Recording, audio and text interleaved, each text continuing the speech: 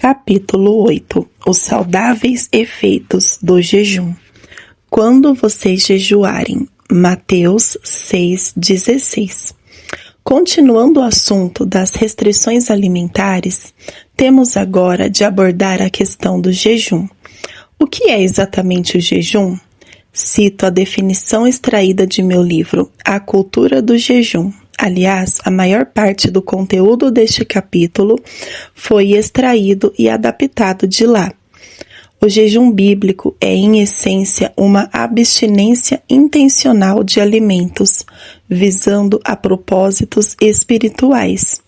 Pode incluir, em períodos menores, a privação da ingestão de água, embora seja feito normalmente sem tal contenção. Também possui variações que admitem a abstinência parcial, excluindo apenas determinados grupos de alimentos, porém permitindo outros. A palavra empregada nos manuscritos gregos e traduzida como jejum é nesteia, derivada de ne, elemento de negação, e estio, comer, significa abstinência de alimentos. Podem ser adotadas outras formas de abstinência além da alimentar, conquanto fundamentalmente jejum consiste em privação de comida. O jejum não é, como alguns pensam, uma espécie de moeda de troca ou ferramenta de barganha. Também não é um sacrifício que por si só gera recompensas. Isso tudo seria uma contradição à graça revelada em Cristo, que se acessa mediante a fé. Romanos 5:2. Embora Jesus tenha garantido que haveria recompensa, e o seu Pai que vem em secreto lhe dará a recompensa. Mateus 6:18. O jejum não é em si mesmo o fator responsável pelo resultado, apesar de ser indubitavelmente um excelente auxílio para o exercício da fé, que sim conduz-nos a resultados. O jejum é, antes de mais nada, uma ferramenta utilizada na busca a Deus, que contribui ao processo de rendição.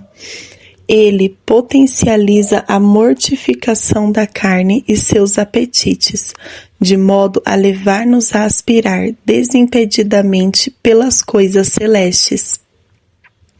Outras bênçãos decorrentes de seu uso adequado são mera consequência. Elas constituem efeito colateral e não propósito. Para nós cristãos, o propósito dessa abstinência alimentar autoimposta é, sobretudo, de ordem espiritual.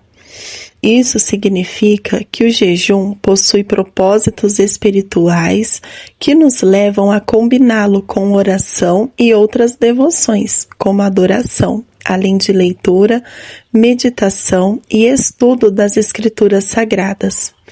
Não quer dizer, no entanto, que a lista de benefícios do jejum não inclua o aspecto físico e que o jejum não possa ser feito visando também o impacto saudável que exerce sobre o cuidado do corpo. Ainda que esse aspecto seja visto como mero efeito colateral, o impacto saudável na vida de quem o pratica de modo recorrente é inquestionável. O jejum é seguramente parte das disciplinas espirituais esperadas dos cristãos. Ainda que alguns tentem se esquivar dessa prática usando desculpas teologicamente mal formuladas que alegam que esse tipo de abstinência não seja para nossos dias, ao passo que outros insinuam que, embora possamos jejuar, não significa que tenhamos de fazê-lo. O que a Bíblia diz acerca do jejum? Meu propósito aqui não é esgotar o tema, ato que me propus no já mencionado livro acerca do assunto. Mas precisamos de algumas considerações básicas. As Escrituras ordenam que jejuemos? Apesar de evidentemente não haver um imperativo, uma ordenança explícita sobre jejuar, o Novo Testamento está repleto de menções ao jejum e indicativos claros de que ele seria parte de nosso estilo de vida e, de igual modo, instrui-nos sobre o modo correto de praticá-lo. Ao considerar o ensino de Jesus, não há como negar que o Mestre contava que jejuássemos. Quando vocês jejuarem, não fiquem com uma aparência triste como os hipócritas, porque desfiguram o rosto a fim de parecer aos outros que estão jejuando. Em verdade, lhes digo que eles já receberam a sua recompensa. Mas você, quando jejuar, unja a cabeça e lave o rosto, a fim de não parecer aos outros que você está jejuando, e sim ao seu Pai em secreto. E o seu Pai, que vê em secreto, lhe dará a recompensa. Mateus 6, 16, 18. Embora, aparentemente, Jesus não estivesse ordenando jejuar, ao menos não no sentido de um imperativo, suas palavras revelam que, no mínimo, ele esperava de seus discípulos a prática do jejum.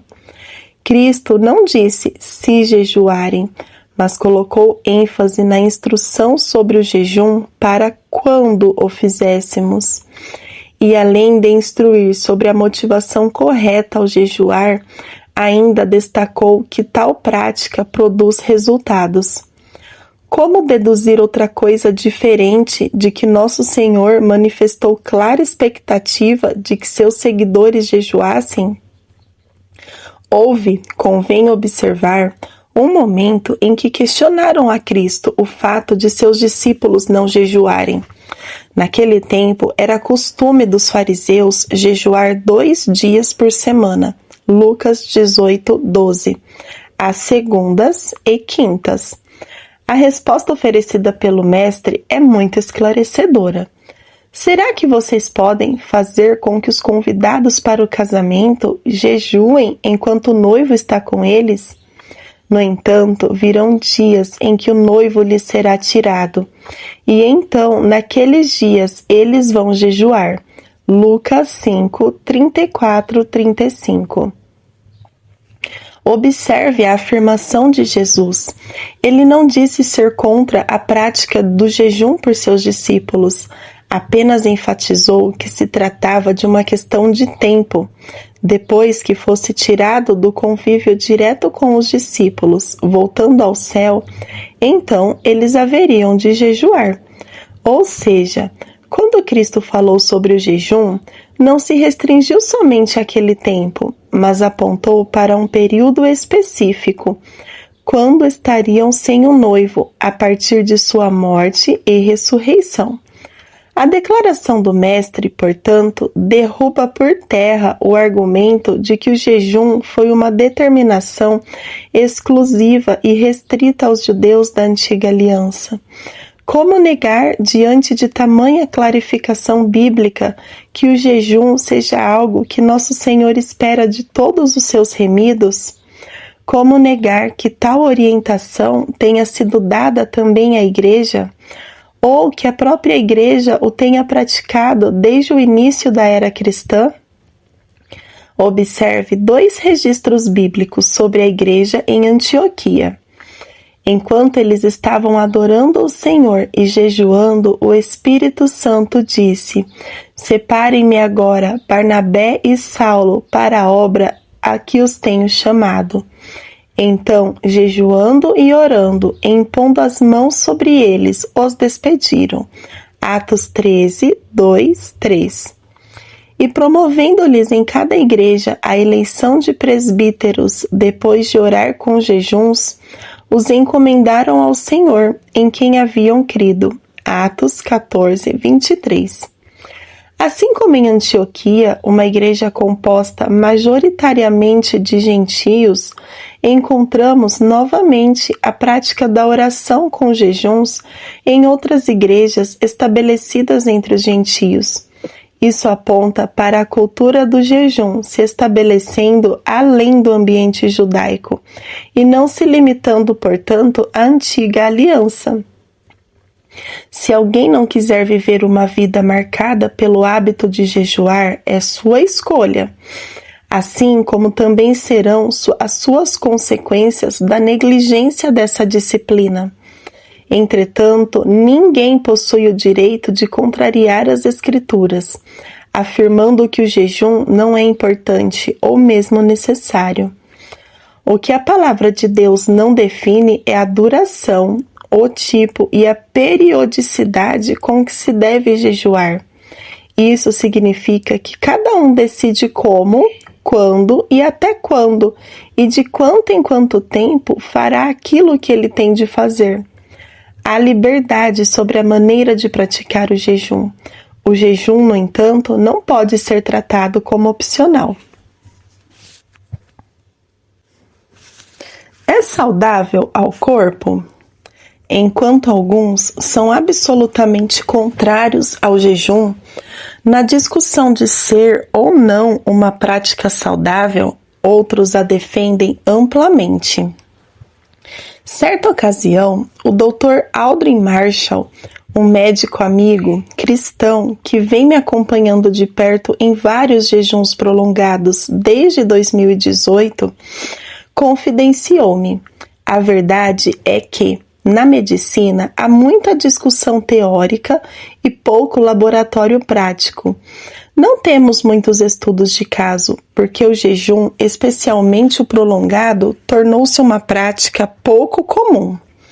Nos jejuns em que ele me ofereceu acompanhamento médico, o que tem ocorrido em todos os meus jejuns prolongados, pediu uma bateria de exames antes e outra depois. Recentemente, adicionamos algumas no meio do período. O propósito, além de monitorar meu estado de saúde, era entender um pouco melhor os efeitos do jejum no corpo, quanto à perspectiva fisiológica. Sempre houve melhoras significativas em meu estado de saúde, não o contrário. Decidi nos últimos anos estudar tudo o que pudesse sobre a fisiologia do jejum e também me dispor a ser uma espécie de cobaia de estudos e experimentos. E afirmo, estou mais do que convencido, munido de inúmeras pesquisas científicas e com o apoio da experiência prática, documentada por meio de diversos exames médicos, que o jejum é uma ferramenta poderosa para aqueles que querem cuidar do corpo. O jejum é uma prática antiga, milenar, vem sendo testada há muito tempo. Os que a atacam normalmente não compõem o grupo dos que costumam jejuar, nem parece apresentar estudos de caso consistentes. Comumente oferecem especulações teóricas e, não raro, preconceituosas. O Dr. Jason Fung, nefrologista reconhecido como um dos maiores especialistas mundiais na prática do jejum para perda de peso e reversão da diabetes tipo 2, autor do livro O Código da Obesidade, é um defensor do jejum e reconhece-o como um antigo remédio. O jejum é um dos remédios mais antigos da história humana e tem sido parte da prática de quase todas as culturas e religiões do planeta. Como uma tradição de cura, o jejum tem uma longa história. Hipócrates de Cos, aproximadamente 460 a 370 a.C., é considerado por muitos o pai da medicina moderna. Entre os tratamentos que ele prescreveu e preferiu, encontra-se o jejum e o consumo de vinagre de maçã. Hipócrates escreveu: comer quando você está doente é alimentar sua doença. O escritor grego antigo e historiador Plutarco, aproximadamente 46 a 120 depois de Cristo, também refletiu esses sentimentos. Ele escreveu: em vez de usar remédios, é melhor jejuar hoje. Platão e seu estudante Aristóteles também foram apoiadores convictos do jejum. Os gregos antigos acreditavam que o tratamento médico poderia ser descoberto por meio da observação da natureza. Os seres humanos, assim como os animais, não comem quando adoecem. Pense na última vez que você teve um resfriado. Provavelmente, a última coisa que você gostaria de fazer era comer. Jejuar parece uma resposta universal a diversas formas de doenças e está conectada à herança humana, tão antiga quanto a própria humanidade. O jejum é, de certa forma, um instinto. Outros gigantes intelectuais também foram grandes proponentes do jejum. Paracelso, de 1493 a 1541, o fundador da toxicologia e um dos 3 pais da medicina oriental moderna, junto com Hipócrates e Galeno, escreveu: "O jejum é o maior dos remédios, é o médico interior." Benjamin Franklin, 1706 a 1790, um dos pais fundadores dos Estados Unidos da América e reconhecido por seu grande conhecimento, certa vez escreveu sobre o jejum: "O melhor de todos os remédios é o repouso e o jejum." As pessoas que justificam não jejuarem, alegando não se tratar de uma prática saudável, devo dizer que estão ignorando pesquisas e apontamentos médicos robustos. Além disso, creio que muitas delas desconhecem de forma prática os impactos do jejum em seu próprio corpo, especialmente o efeito desintoxicador. Asseguro que é impressionante como o intestino não apenas é limpo, mas também se regula depois do jejum. A limpeza na pele é perceptível com poucos dias. Ânimo, vigor e energia são todos positivamente afetados. Valnice Milhomens comenta que morre mais gente por falta de jejum do que de comida. Se houvesse mais jejum, haveria menos doenças. O maior questionamento, portanto, não deveria ser quão saudável ou não é a prática do jejum, e sim se devemos, biblicamente falando, jejuar. Hipoteticamente, se os cientistas comprovassem que orar não é saudável, eu ainda seguiria praticando a vida de oração. Por quê? Porque tenho um direcionamento bíblico claro acerca da oração e não faria deliberadamente nenhuma escolha contrária às Escrituras. Comecei a jejuar por causa daquilo que a palavra de Deus diz, e não porque, cientificamente falando, seja aconselhável jejuar.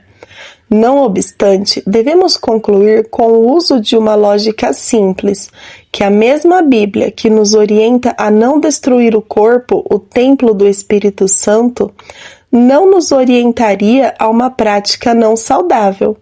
Portanto, afirmo, o jejum feito de modo correto é saudável, não só para a nossa vida espiritual, como também para nosso corpo. Questionar esse fato é questionar as próprias Escrituras. E além da questão da fé, ainda temos a ciência ao nosso lado. E cito o Dr. Fung: faz mal à saúde? A resposta é não. Estudos científicos concluem que o jejum traz benefícios significativos à saúde. O metabolismo aumenta, a energia aumenta e a glicemia diminui. O Dr. Aldrin Marshall, em apêndice médico-científico para meu livro A Cultura do Jejum, comenta: o aspecto espiritual do jejum não pode ser separado do médico científico. E para isso, faz-se necessário entender quais mecanismos bioquímicos estão por trás do ato de jejuar. E quais os benefícios advindos desta prática milenar que transcende culturas e religiões. Em 2016, o cientista japonês Yoshinori Oshumi recebeu o Prêmio Nobel de Medicina por seus estudos sobre autofagia. O termo autofagia se origina das palavras gregas auto, que significa eu, e phagein, que significa comer. Assim, autofagia significa autocomer. Essencialmente, é o mecanismo do corpo que se ocupa de livrar-se de todas as máquinas celulares antigas, defeituosas, organelas, proteínas e membranas celulares, quando não há mais energia suficiente para sustentá-las. É um processo regulamentado e ordenado para degradar e reciclar componentes celulares. A autofagia foi descrita pela primeira vez em 1962, quando os pesquisadores notaram um aumento no número de lisossomos, a parte da célula que destrói o material antigo, em células hepáticas de ratos após a infusão de glucagon. O cientista, também ganhador do Prêmio Nobel, Christian de Duve, foi quem cunhou o termo autofagia. 2. Sobre o processo, em suma, partes subcelulares danificadas e proteínas não usadas tornam-se marcadas para a destruição e, em seguida, são enviadas aos lisossomos para que terminem o trabalho de destruí-las. Diante do conhecimento adquirido sobre processos celulares fundamentais à homeostase e equilíbrio das células, vários artigos começaram a ser publicados sobre a possível relação entre a prática do jejum e a otimização do processo de autofagia e seus efeitos sobre a longevidade saudável e a prevenção de doenças. No contexto médico, podemos classificar o jejum em 3 categorias. 1. Restrição calórica. Uma pessoa que precisa de 2.500 calorias diárias e consome 1.500 calorias está no que pode ser chamado um processo de jejum. 2. Jejum fisiológico.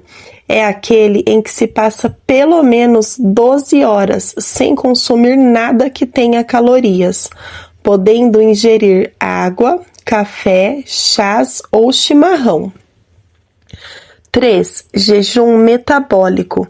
É o jejum no qual, neste período mínimo de 12 horas, não se promove o aumento da insulina, hormônio relacionado ao metabolismo da glicose. Pode-se até comer, mas somente alimentos que não ativam a insulina. Ela não é ativada, por exemplo, quando se consome gorduras.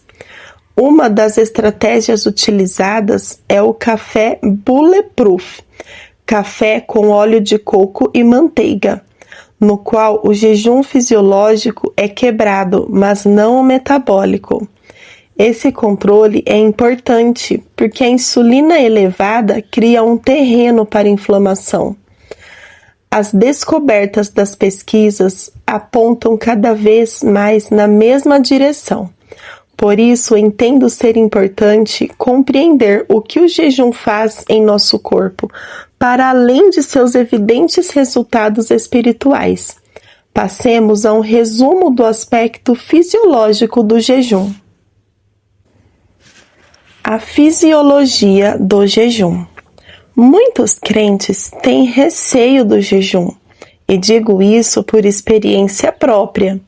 Em minhas primeiras experiências com o jejum, mesmo os de um dia só, eu imaginava que poderia morrer de fome, e não se trata de mera força de expressão.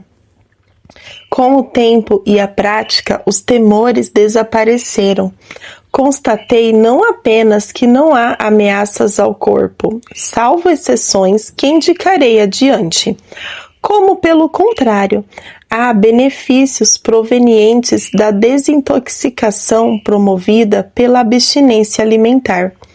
Confesso, avaliando as coisas pelo entendimento que tenho hoje, que gostaria de ter tido acesso às informações fisiológicas desde o início de minha prática de jejuar.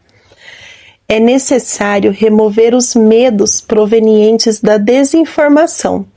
Desse modo, quero incentivar a perseverança na prática de jejuar, porque assim cada jejuador poderá provar e comprovar seus efeitos. Um passo para desmistificar o jejum é compreender que não se trata de algo sobrenatural, embora possamos obter do Senhor o que denomino de uma graça para jejuar. Via de regra, o jejum é algo natural, ou seja, humanamente possível. A fase inicial costuma gerar certo mal-estar. Em caso de jejum prolongado, pode levar 3 dias para que os sintomas de desintoxicação desapareçam.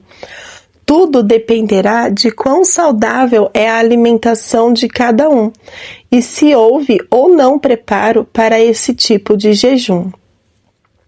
Já ouvi desculpas das mais absurdas para não jejuar, mas uma merece destaque.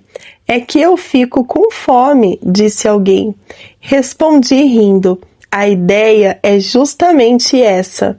Sim, há um medo da fome, porém, mais que isso, as pessoas receiam não apenas a fome em si, mas o que ela pode fazer ao corpo.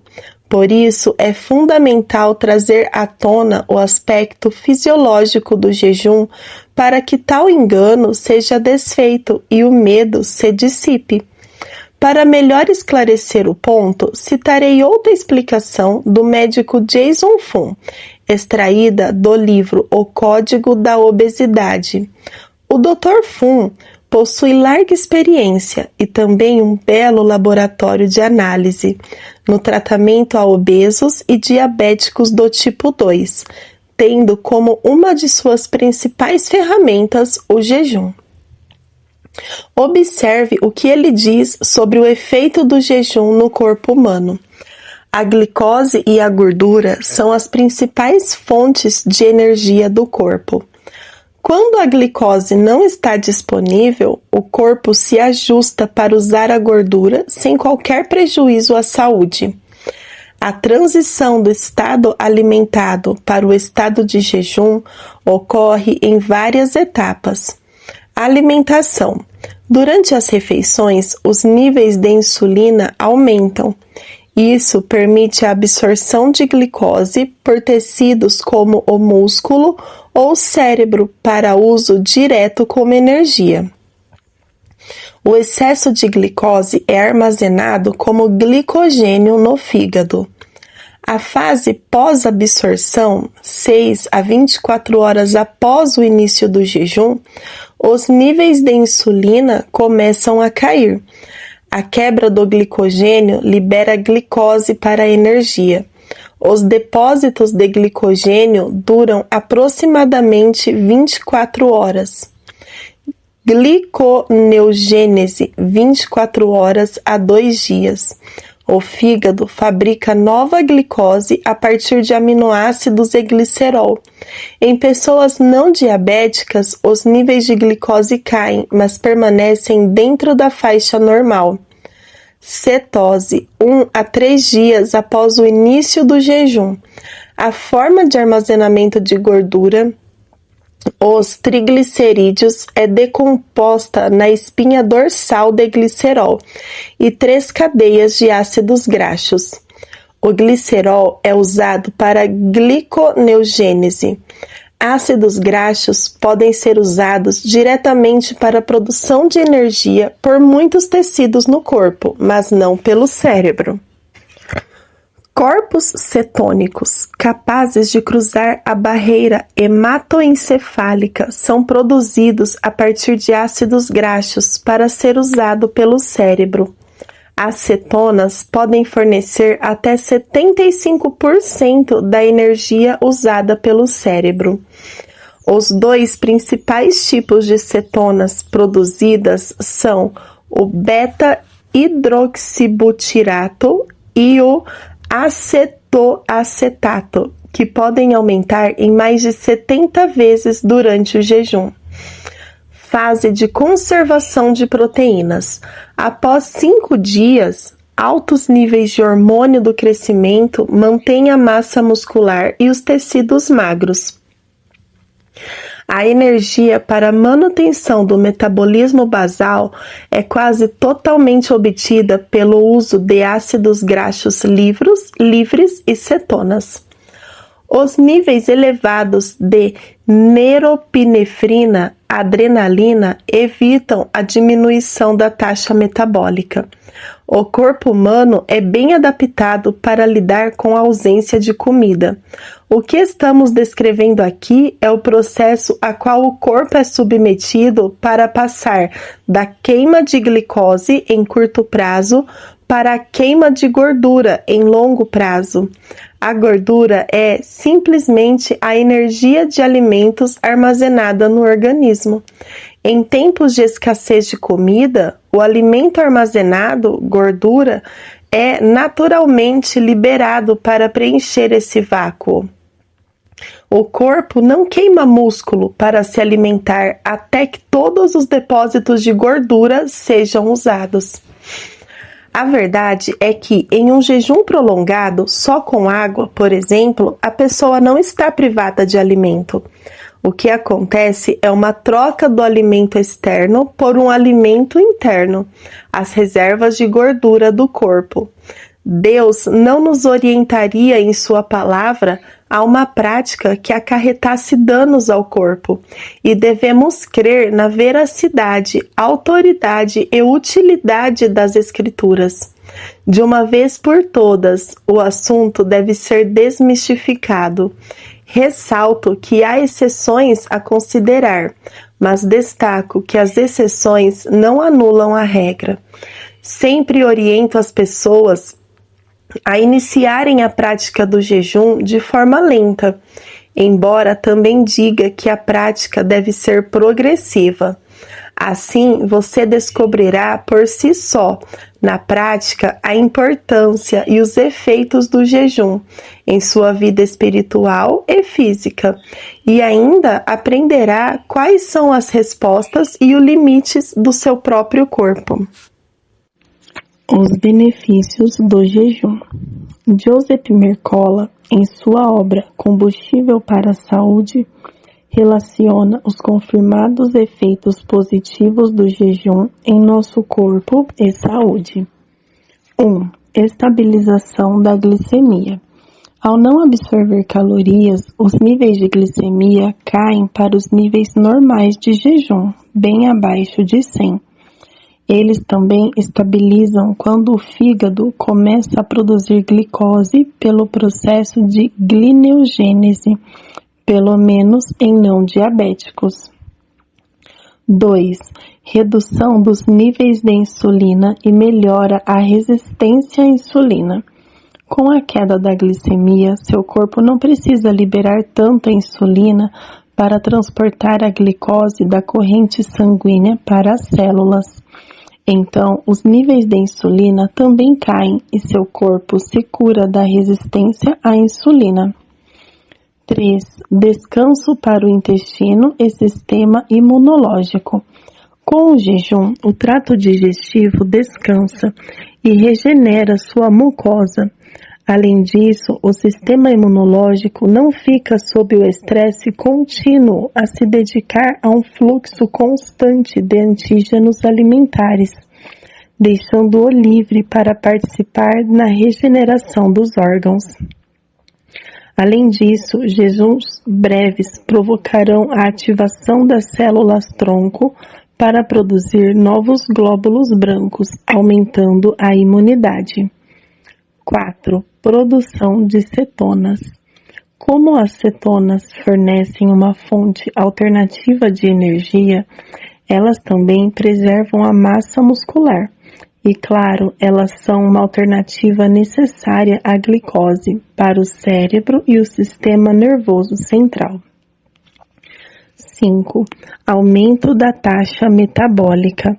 Seus níveis de adrenalina se elevam para dar energia na ausência de alimento, significando que sua taxa metabólica geral aumenta, em oposição ao mito de que o jejum paralisa o metabolismo e coloca seu corpo em modo de fome.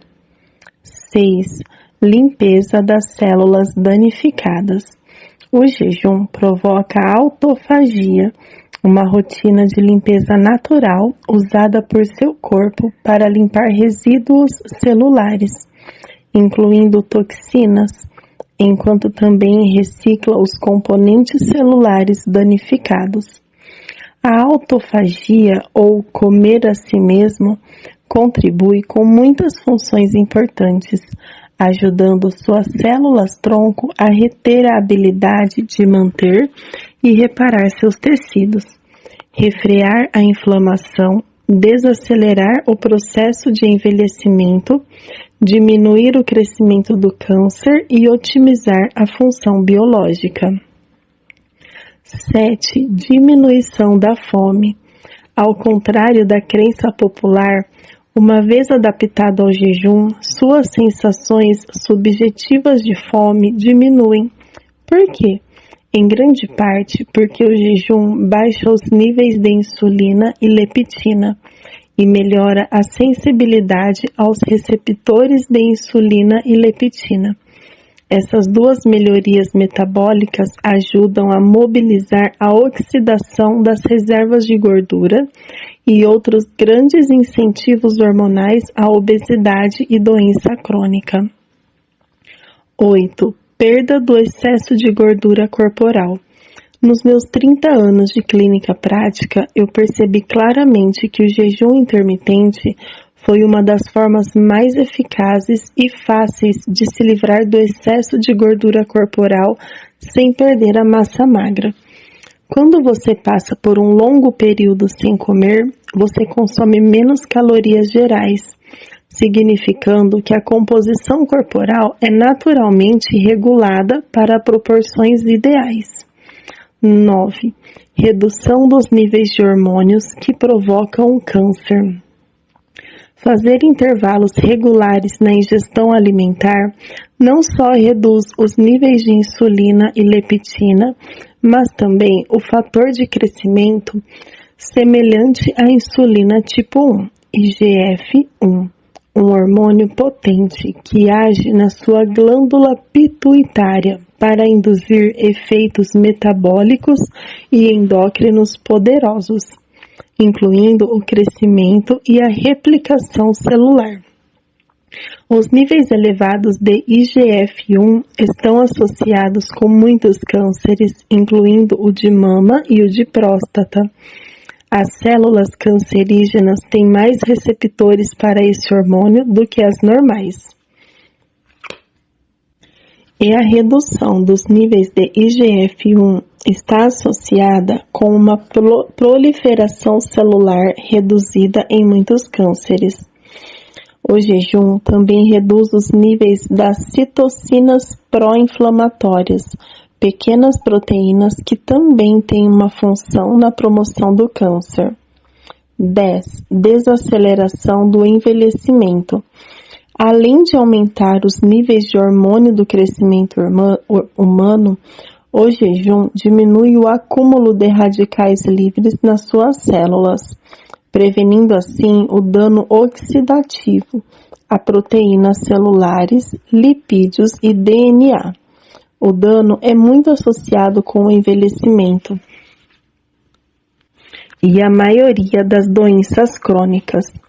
O jejum também inibe a via da proteína-alvo da rapamicina em mamíferos, mTOR, que é uma via de sinalização celular antiga que controla a insulina, a leptina e o IGF-1, e é responsável pelo crescimento ou reparo, dependendo se for estimulada ou inibida.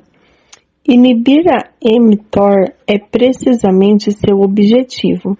Se sua intenção for regular para cima a manutenção e o reparo, aumentar a longevidade e reduzir seu risco de câncer, Isso significa que é uma boa ideia para quase todo mundo, exceto fisiculturistas e atletas competitivos. 11. Estimula a queima de gordura. Ao comer o dia todo, você nunca precisa recorrer às suas reservas de glicogênio, glicose armazenada.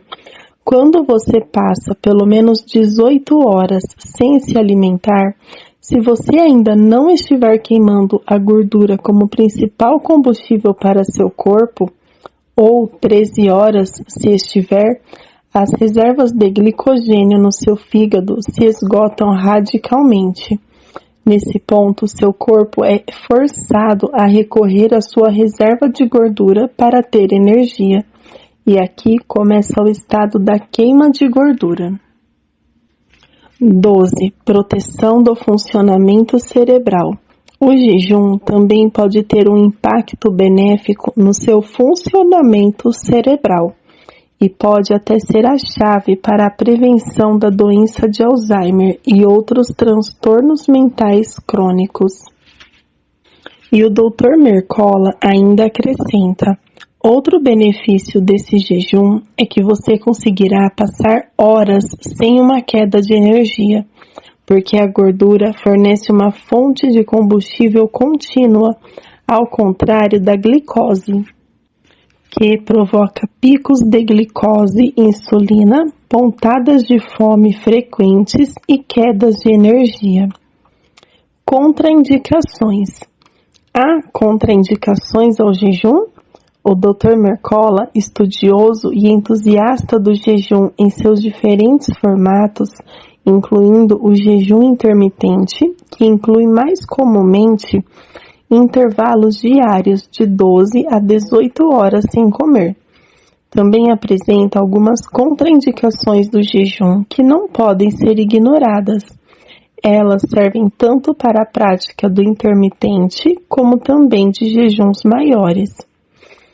Embora eu creia que o jejum intermitente seja uma forma poderosa de melhorar a sua função fisiológica e até o seu nível mitocondrial, ele não serve para todos. Indivíduos que tomem medicação, especialmente os diabéticos, precisam de supervisão médica. Caso contrário, há um risco de hipoglicemia. Caso você tenha problemas nas adrenais, doença renal crônica, vive com estresse crônico, fadiga adrenal, ou tiver cortisol desregulado, deverá resolver essas questões antes de implementar o jejum intermitente. Além disso, não faça o jejum caso tenha uma doença chamada porfiria. Caso seu objetivo seja desenvolver músculos ou praticar esportes competitivos, como corridas de curta distância, que demandam glicose para as fibras musculares de contração rápida, o jejum intermitente pode não ser a melhor estratégia. Mulheres grávidas e no período de amamentação não devem praticar o jejum intermitente, pois o bebê precisa de uma maior variedade de nutrientes antes e após o nascimento, e não há pesquisas corroborando a segurança do jejum durante esse importante período. Crianças abaixo de 18 meses também não devem fazer o jejum por períodos longos. Pessoas de qualquer idade que estiverem preocupadas com a subnutrição ou estiverem abaixo do peso, com um índice de massa corporal ou IMC abaixo de 18,5, ou tiverem um distúrbio alimentar, como anorexia nervosa, devem evitar o jejum. Quando você implementar o jejum intermitente, observe quaisquer sinais de hipoglicemia ou queda na glicemia, que incluem tontura, tremedeira, confusão, desmaios, suor excessivo, visão embaçada, fala arrastada, sensações de arritmia, sensações de pontadas e formigamento na ponta dos dedos. Caso você suspeite de uma queda no açúcar, Coma algo que não tenha impacto nos seus níveis de glicemia, como óleo de coco no café ou no chá. Como jejuar? Há grande liberdade pessoal para que cada um pratique o jejum como bem entender. A instrução bíblica se limita ao fato de que devemos praticá-lo, ou seja, ela é focada em que e não como ou quando. Muitos me perguntam sobre as regras do jejum. Paulo afirmou: o atleta não é coroado se não competir segundo as regras, segundo Timóteo 2,5. Diferentemente do esporte, porém, o jejum não vem com um manual de regras. Gosto de brincar que a regra é que não há regras. O que temos nas Escrituras Sagradas são princípios e orientações que nos ajudam mais em relação ao porquê fazemos, motivações e propósitos, do que ao como fazemos. Alguém pode jejuar um dia por semana, por mês ou com qualquer outra periodicidade. Pode escolher o tipo de jejum e qual será sua duração. Não há, portanto, regras pré-definidas. Cada um gerencia como melhor entender, ou conforme a direção que receber do Espírito Santo. Tipos de jejum. Os diferentes tipos de jejum que encontramos na Bíblia são: 1. Parcial. O jejum parcial é a abstinência de determinados tipos de alimentos, porém não de todos. Admite a ingestão de líquidos e não só água, além de alimentos de que o jejuador não tenha se proposto privar-se. O exemplo mais claro desse tipo de jejum foi feito por Daniel, o que tem levado muitos a usarem as expressões jejum de Daniel e jejum segundo Daniel como referência ao jejum parcial.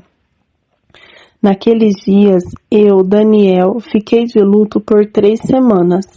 Não comi nada que fosse saboroso, não provei carne, nem vinho, e não me ungi com óleo algum, até que passaram as 3 semanas. Daniel 10, 2, 3. Obviamente, Daniel não estava fazendo uma dieta. Sim, às vezes percebo alguns banalizarem dessa forma o jejum do profeta. Jejuns são feitos com propósitos espirituais, inclusive os parciais. Um anjo de Deus falou com Daniel ao final daquele jejum e disse que o profeta dispôs o coração a compreender e a se humilhar na presença do seu Deus. Daniel 10, 12. Uma clara aprovação do ato. Que Daniel tinha o hábito de jejuar fica atestado no capítulo anterior. Voltei o rosto ao Senhor Deus para buscar com oração e súplicas, com jejum, vestido de pano de saco e sentado na cinza. Daniel 9:3. Fato é que Daniel fazia jejuns, e ao que tudo indica, não apenas na modalidade parcial, apesar de ser um ícone dessa forma específica de jejuar. João Batista, por exemplo, alimentava-se de gafanhotos e mel silvestre. Mateus 3, 1-6. 2. Normal. A palavra de Deus, ao falar do jejum de Jesus, revela que ele nada comeu naqueles dias, ao fim dos quais teve fome. Lucas 4, 2. Observe as expressões nada comeu e teve fome. Diferentemente dos relatos bíblicos de jejum absoluto, não há menção de que Cristo não bebeu, tampouco de que ele teve sede. 3. Total ou absoluto. O jejum total ou absoluto, como alguns preferem denominar, caracteriza-se pela abstinência completa, ou seja, não se trata apenas da abstinência de alimentos, mas também de água. É um dos mais austeros tipos de jejum. No Antigo Testamento, houve um jejum total de 3 dias, requisitado por Ester, Ester 4,16. Nos mesmos termos, vemos o decreto do rei de Nínive. Já no Novo Testamento, constatamos que o jejum de Paulo em sua conversão também foi absoluto. esteve 3 dias sem ver, durante os quais nada comeu nem bebeu. Atos 9:9. Ainda temos o exemplo de um profeta enviado por Deus a Betel. Assim me ordenou o Senhor Deus pela sua palavra, dizendo: não coma nem beba nada naquele lugar. 1 Reis 13:9. Não costumamos encontrar nem nos relatos bíblicos, nem entre os que praticam o jejum total, períodos maiores do que 3 dias. O corpo humano, composto em grande parte de água, necessita dela para a sobrevivência. Por isso, uma desidratação intensa e prolongada pode gerar sérios danos físicos. Há, no entanto, exceções, tanto bíblicas quanto históricas, que enquadram como jejum sobrenatural. Entre elas, o episódio de Moisés jejuando por 40 dias sem comer nem beber. Não se pode ignorar que ele o fez imerso na nuvem da glória de Deus e que esse jejum tem decididamente o rótulo de sobrenatural. A maneira de distinguir na Bíblia se o jejum é total, sem água ou normal, com água, é observando a própria descrição. Quando, de fato, não houve ingestão de água, os escritos mencionam tal nível de abstinência. Veja o exemplo de Esdras. Esdras se retirou de onde estava, diante da casa de Deus, e foi para a câmara de Joanã, filho de Eliasibe. Ao entrar ali, não comeu pão, nem bebeu água, porque pranteava por causa da infidelidade dos que tinham voltado do exílio. Esdras 10:6. Contudo, quando a Bíblia não detalha essa especificidade, é porque houve ingestão de água. Em resumo, o jejum normal é a abstinência de todo tipo de alimento, contudo, sem privação de água, diferenciando-se assim do jejum total. De todos os tipos de jejum, o parcial é o que possibilita a maior diversidade. Alguém pode permanecer muitos dias fazendo uso do jejum intermitente, por exemplo, pulando certa quantidade de refeições. Outro pode não diminuir a quantidade de refeições, mas incluir privação de determinados alimentos. É possível passar dias apenas com sucos de frutas e caldos de legumes. Como tenho afirmado com recorrência, cada um determina seu próprio tipo de jejum, ou segue uma direção personalizada do Espírito Santo. Ademais, é possível somar a jejuns regulares também uma vida jejuada, a exemplo de Daniel e João Batista.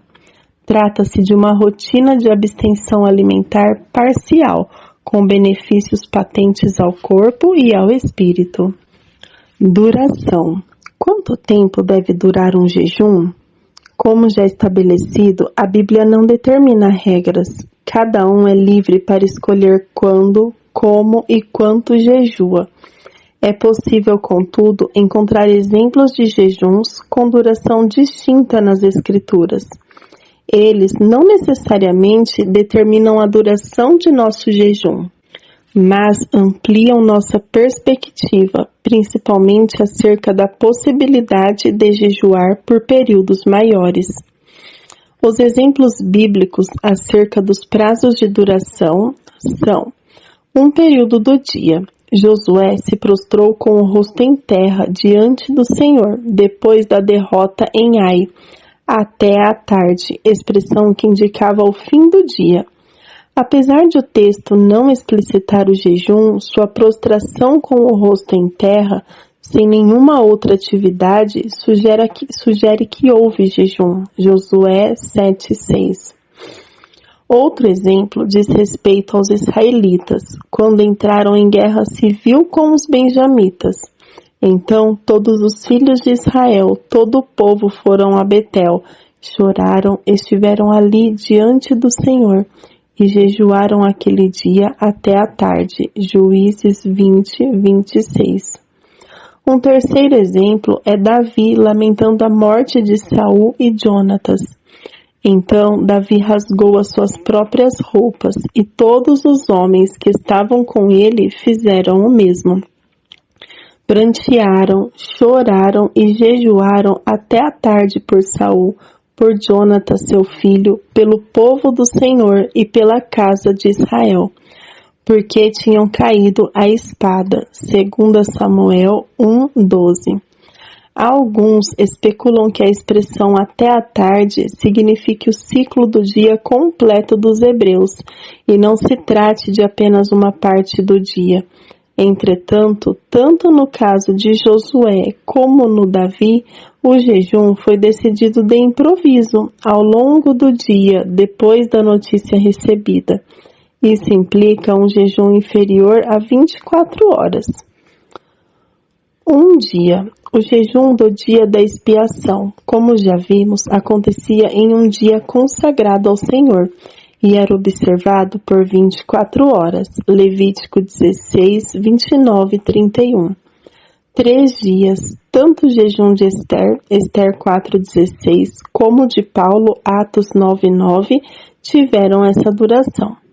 7 dias. Entre os exemplos de jejuns com uma semana de duração estão o dos moradores de Jabes de Gileade, por luto, por ocasião da morte de Saul, 1 Samuel 31:13, e o de Davi, quando intercedia pela criança gerada por Batseba, 2 Samuel 12:15 a 18. 14 dias. O jejum involuntário de Paulo e dos que com ele estavam no navio durou 2 semanas, em meio a uma grande tormenta. Atos 27:33. 21 dias. O jejum de Daniel em favor de Jerusalém durou 3 semanas inteiras. Daniel 10:3. 40 dias. Exemplos de jejum por 40 dias. Maior prazo encontrado na Bíblia são o de Moisés, Êxodo 34:28, e o do Senhor Jesus no deserto, Lucas 4:1 a 2. Quando menciono o jejum intermitente, um extraordinário recurso para o cuidado do corpo, alguns me perguntam em qual tipo ele se encaixa. A expressão intermitente significa intervalado ou interrompido, e tem mais a ver com o quesito duração do que com o tipo de jejum. Trata-se de determinar uma janela diária de tempo para se alimentar e deixar de comer no restante do dia, a maior parte dele. Um exemplo disso que pratico frequentemente é comer apenas entre as 12 horas e 18 horas e jejuar depois da última refeição de um dia até a primeira do dia seguinte. Dessa forma, alimento-me apenas durante um período de 6 horas por dia e permaneço sem comer pelas outras 18 restantes. Preparação. A abstinência alimentar gera desconforto. Isso é fato. Não precisa, contudo, ser algo insuportável ou um processo compulsório de sofrimento que não possa ser amenizado. A maioria das pessoas reclama de dor de cabeça, irritação, além da falta de energia e disposição, sintomas que são comuns em jejuns menores ou no início dos maiores. Evidentemente, o jejum é, em seu início, para a maioria das pessoas, uma experiência fisicamente desconfortável, o que destaca a importância de uma preparação. O preparo ideal depende do tipo de jejum. O jejum parcial, por exemplo, requer menos tempo de preparação que o normal e o total. No jejum parcial, o processo de desintoxicação será mais ameno, porque a pessoa ainda come, apesar de diminuir a quantidade ou o tipo de alimento. No jejum normal e no total, contudo, a interrupção brusca da alimentação, a menos que se trate de alguém com alimentação altamente saudável, que não é o caso da maioria que consome produtos industrializados e processados, causará desconforto do 1º ao 3º dia. Essa é uma média genérica, podendo variar em certos casos. Para jejuns de até 24 horas, a preparação não parece ser tão necessária quanto para os de 3 dias ou mais. Ainda assim, a decisão de remover de 3 a 7 dias antes do início do jejum alimentos com maior volume de toxinas, carne vermelha, café e determinados tipos de chá com alta quantidade de cafeína pode aliviar as dores de cabeça. Embora nem todos reajam da mesma forma à abstinência de cafeína, a maioria parece incomodar-se com a interrupção do consumo. Não é o meu caso, por isso a preparação faz diferença. O consumo de frutas e alimentos com fibras também ajudará na limpeza do intestino nos dias de preparação. Algo que me tem sido um ótimo auxiliar nesse processo preparatório há muitos anos é o uso de carvão vegetal, que se pode adquirir nas farmácias sem necessidade de prescrição, embora seja tanto prudente quanto necessário, como eu fiz, consultar um médico sobre seu uso. E ao iniciar-se o jejum, deve-se ingerir o máximo possível de água, de 2 a 4 litros por dia. Depois dos primeiros dias, parece ficar mais difícil tomar água. Beba, então, aos poucos, mas ao longo de todo o dia. Exercícios que o levem a transpirar também são de grande auxílio no curso da preparação, visando a desintoxicação. Finalizo encorajando-o a fazer do jejum um estilo de vida. Passei a maior parte dos 2 últimos anos em jejuns intermitentes, mas, como exposto, ainda podemos diversificar com o uso de jejuns parciais e também com os de 1 dia de duração por semana, uma prática excelente para o descanso do sistema gastrointestinal e demais benefícios apresentados.